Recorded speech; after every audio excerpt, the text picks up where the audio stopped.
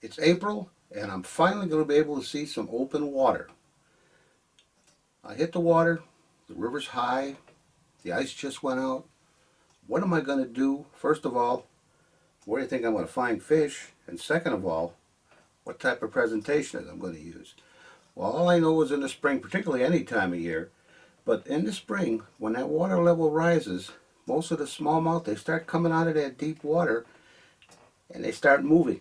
It has nothing to do with pre-spawn. This water is cold. I'm talking water in 35, 40 degree water temperatures, but they got to avoid that current.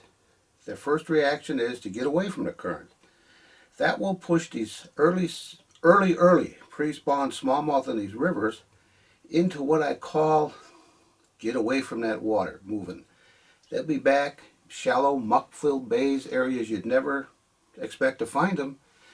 And interestingly, they tend to bunch up in big numbers, but they're very, very catchable.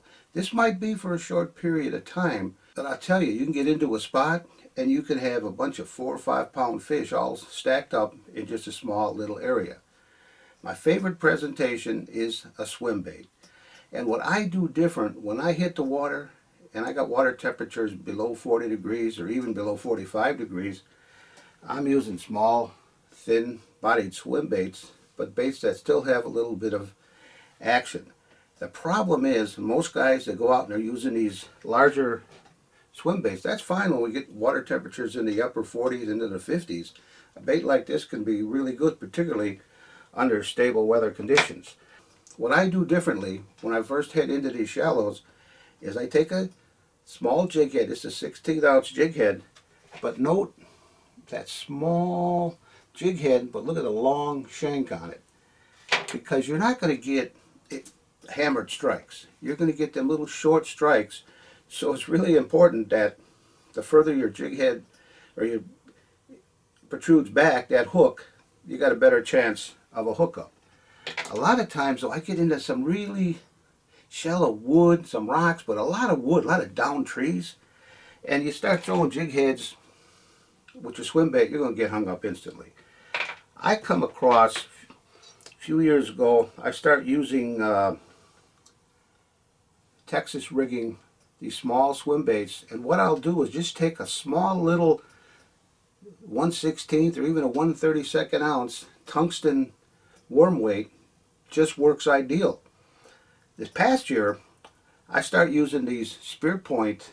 This is a 2-aught wide gap hook. It just works perfect for these smaller swim baits. But you got to have patience. When you start retrieving this bait, don't worry about a fast retrieve. You're just enough to keep that tail going. And many times I'm only about, maybe a foot off the bottom. And you feel that strike, don't set that hook right away. You got to take a little more patience than you would any other time of year, and just keep that steady retrieve.